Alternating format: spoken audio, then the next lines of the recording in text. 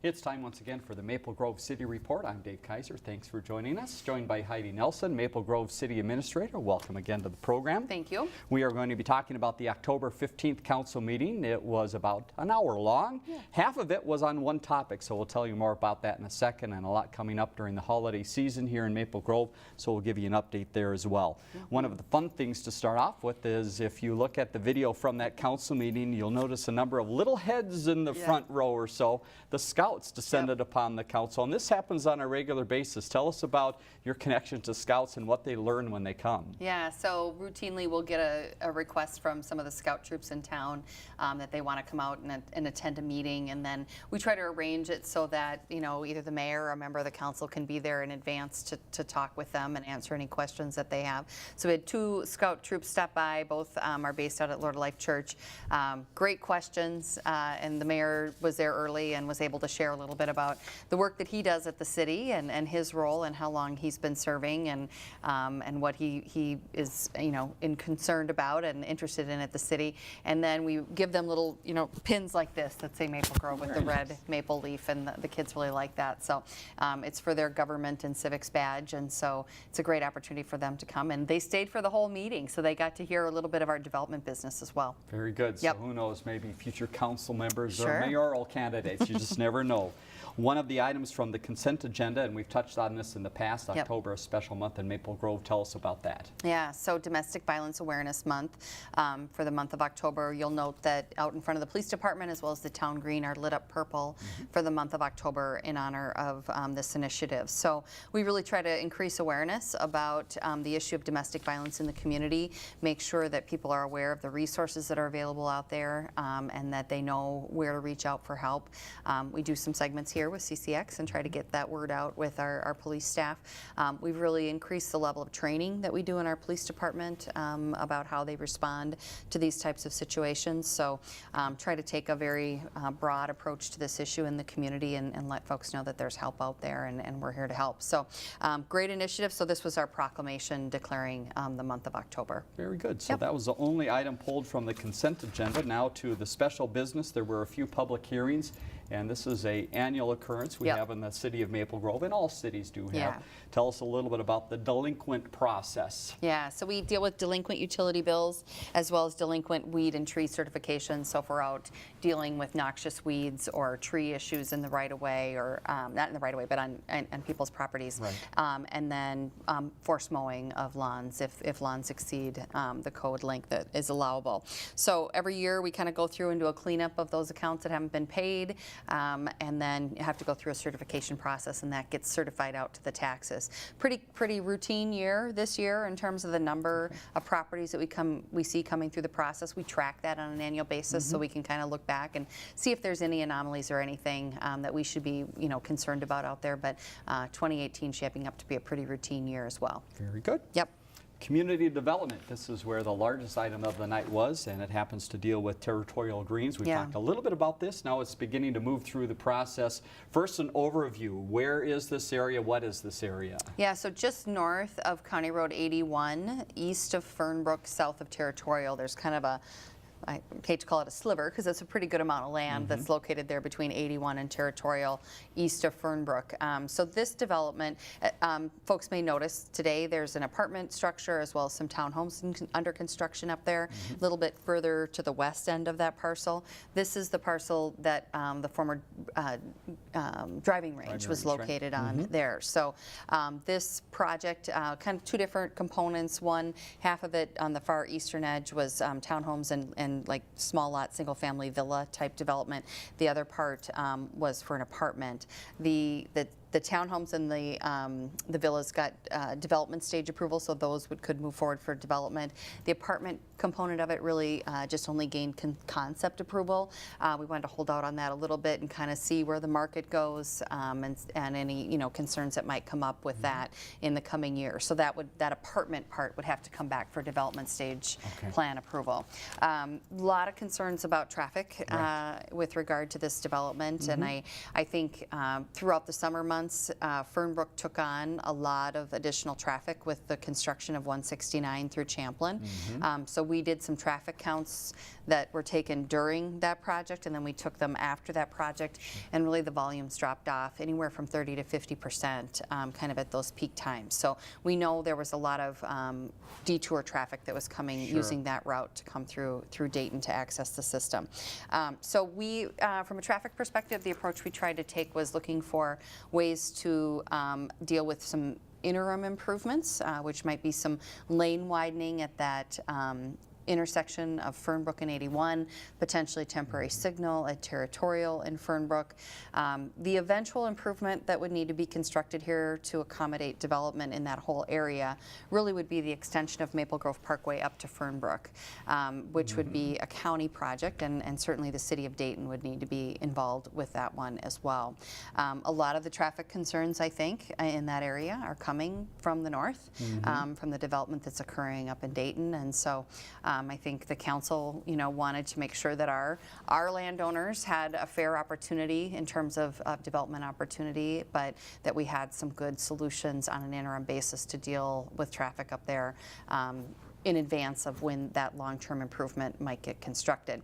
I think one other piece that affects it is west of Fernbrook, kind of along Territorial Road there, is really a future longer off in the future type phase for development. I think phase 2030, 2040 in our comp plan. And that would be reliant on that Maple Grove Parkway extension construction to allow development in that area. So we kind of have that gate there too on the west side that no additional development would be allowed on that side of Fernbrook for some time. So this one will be moving forward likely in the spring.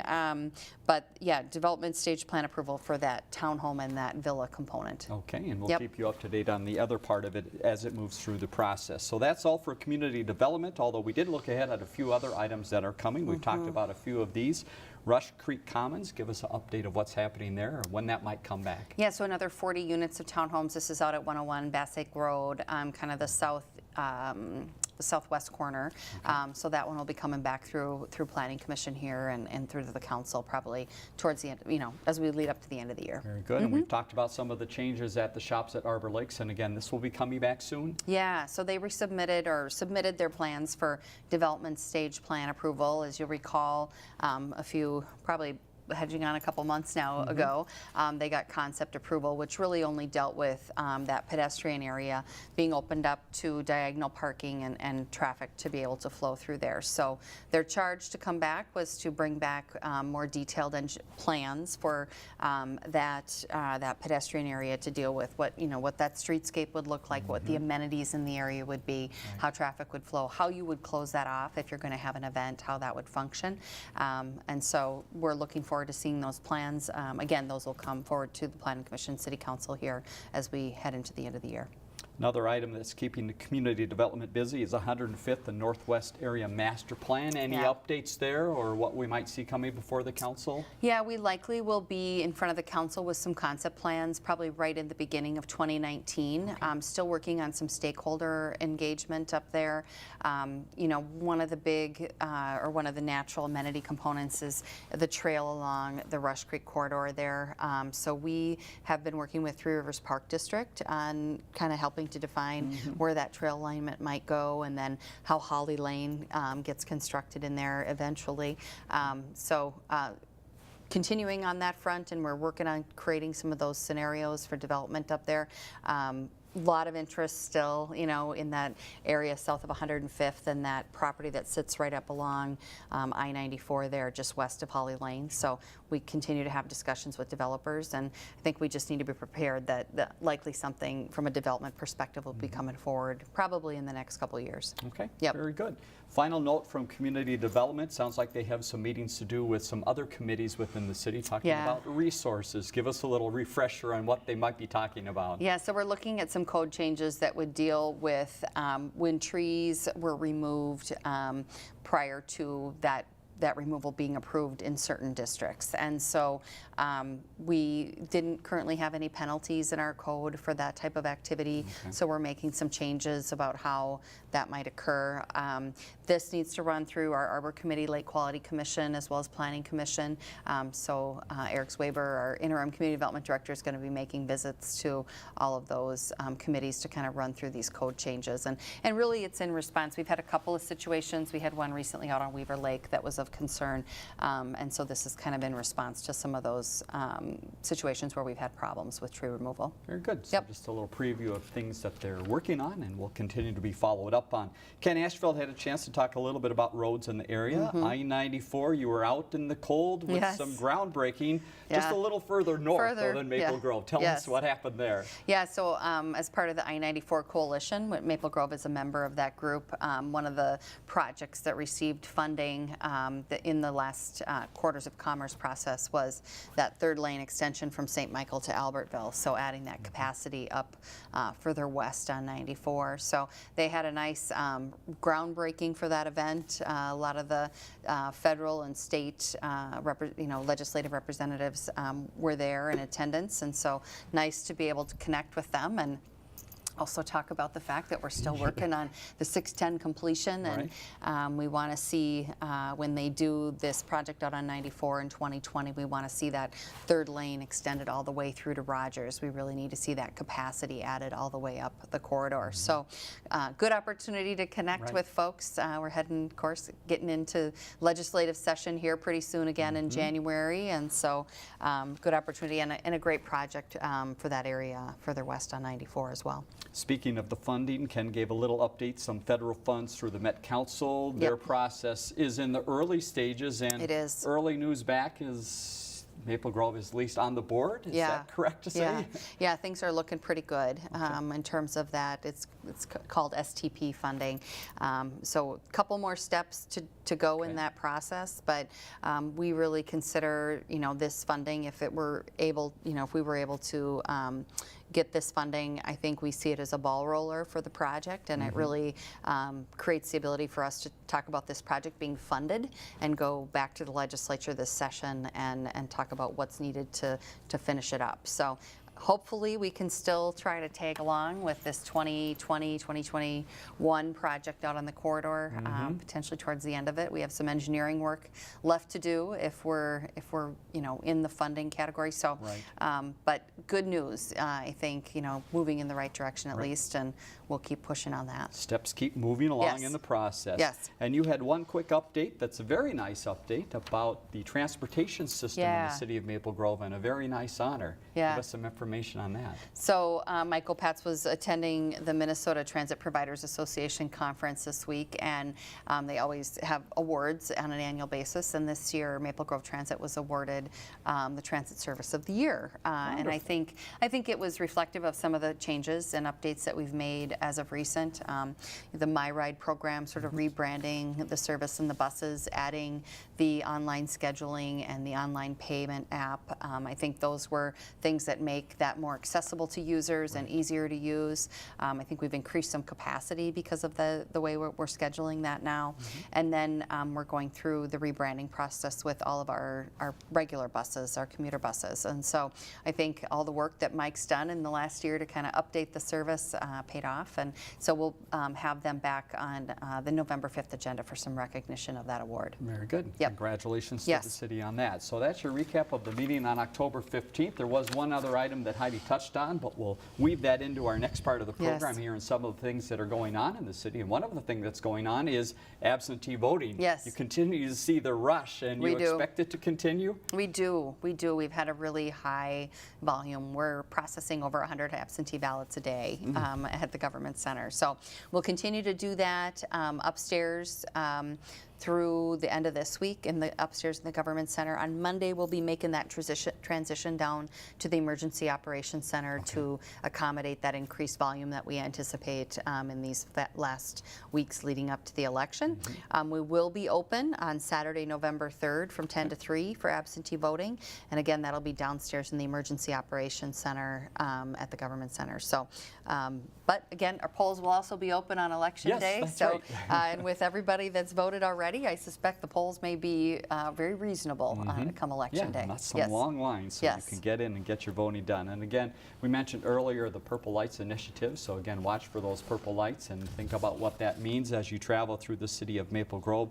Street sweeping and yard waste. It's that time of the year where those leaves are coming down. What does the city do in preparation, and what do you encourage residents to do? Yeah, so we always want to make sure that we're trying to keep that yard waste, leaves, grass, those kinds of things out of the storm drains.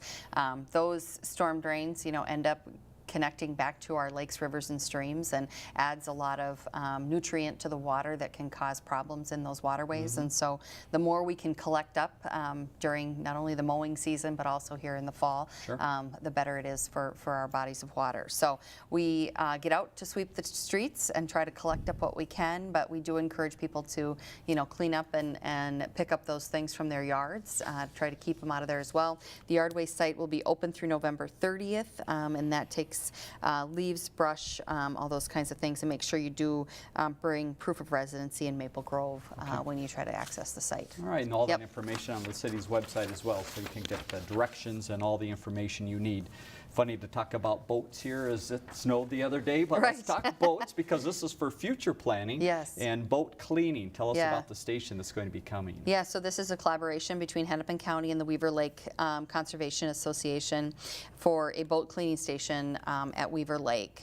So we have been working on this. It's a lower cost model than a regular full-size station, but still empowers boaters to take kind of that clean, drain, dry, dispose action when they're leaving the lake. And of course, this is really focused on trying to combat the movement of invasive species between bodies of water. So we'll be looking for that next year. Farmers Market, it's October, and that means the market is changing a little bit hour-wise, but still going full speed. Tell us some of the dates coming up. Yeah, 2 dates left, Thursday, October 18th, and then the 25th. Hours brief up a little bit, 3 to 6. On the last day of the market, we have the trick-or-treating day for kids to wear their Halloween costumes and then trick-or-treat at the vendor booths. So this is a kind of a fun annual event. And then once we move into November, the first indoor market is Thursday, November 15th, and the hours for that are 3 to 6 as well. All right, and it looks like vendors still being accepted for that as well, the indoor version. So if you're interested, you can go through the city's website and find out more. And about 20 vendors at each of those markets inside. Fall Festival on Main Street is the time to celebrate fall, and you've got some business partners that are doing that. Yeah, so this is a kid-friendly, fun event from 10 a.m. to 2 p.m. on Saturday, October 27th. This is put on by the Arbor Lakes Business Association on Main Street. And so there's lots of activities, including trick-or-treating, costume contests, and attendees are also encouraged to bring a non-perishable food item to drop in one of the cross barrels that'll be located on Main Street. Yep, fun event, continuing the Halloween theme here. How about a scary skate? Yeah. What does that involve? So this is over at the community center Friday, November 2nd from 7:15 to 8:45 p.m.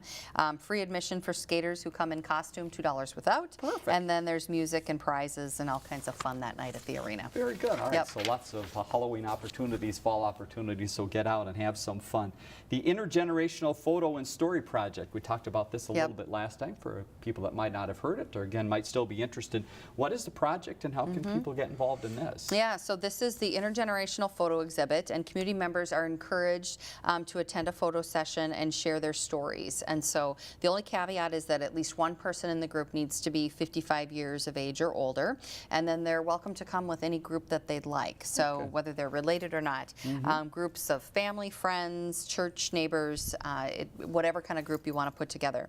Photo sessions are going to be held at the Town Green Meeting Room there, just kind of up from the amphitheater, and that is Friday, November 9th from 9 to noon, and Saturday, November 10th from 9 to noon. We do wish that you for you to sign up so that we know that you're coming, so we kind of have a good sense of how many people, and you can call 494-6514 to our senior. This is being coordinated by our 55 Forward program with the Maple Grove Library and then Vocal Photography, a local company here. So kind of a fun initiative, and then once they collect all the photos and the stories, they'll be on display both at the library and the community center. And we'll try to sneak into their network and get some of those photos to you as well, so we can show those on a later program. Community Community Center, always a fun time of the year, and as we transition to colder outside, people think about going inside, and they have a big sale going on. Yeah, so Community Center membership sale November 1st through the 10th. This is a time to enjoy 15% off the regular rates, and if you purchase online, you save an additional $10. So there's a couple options. You can get a membership for the whole building, you can get a membership just for the pool, and there's also a pickleball membership. And so all that information is available at communitycenter.org. All right, and that Yep. pickleball getting popular, so It seniors is. get out there and get involved. The Community Center, great place for lots of activities, and again, no exception here coming up in November. Tell us about a couple of the events coming up. Yep. First, if you're interested in getting something new in your home, a home improvement expo. Yeah. When and what is that? So Saturday, November 3rd at the Community Center, 10 to 4, Home Improvement Expo that day. All the experts get handy tips, and some of the latest products and services will be on display as well. Admission is $6 or free with a donation of a non-perishable food item. So there's information at the Community Center website about that event as well. And then we also have the Holiday Boutique Craft Sale. That one's the next Saturday, on Saturday, November 10th. 9 to 4 are the hours on that one. That one's free to get into, and that's hosted by the Maple Grove Lions and the senior volunteers. All right, so Yep. fun going on at the Community Center. Make sure you stop by in upcoming weekends. And our final note today is there's a date coming up that the offices will be closed. Yeah. When is that? Yep, Monday, November 12th. So Veterans Day, of course, falls on the Sunday, November 11th this year, but city offices will be closed on that Monday in honor of that holiday. All right, very good. Keep Yeah. that in mind. Heidi, thank you very much for your You're time welcome. again today. And the update, let's leave you with some information. We've mentioned the website quite a few times. You see it right there in the middle of the screen. A lot going on with the election, and again, some of the events coming up, so click in there and find out all that is going on.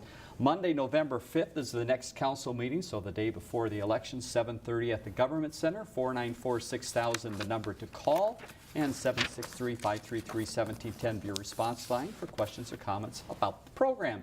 For Heidi Nelson, I'm Dave Kaiser. Thanks again for joining us.